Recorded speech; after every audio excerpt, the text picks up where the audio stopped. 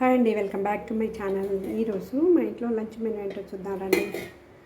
Usual rice చేశాను, తర్వాత tomato పప్పు, తర్వాత బనానా చిప్స్,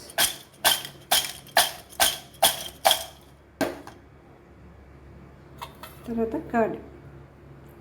ఇదండి ఈరోజు మా ఇంట్లో లంచ్ మెనూ.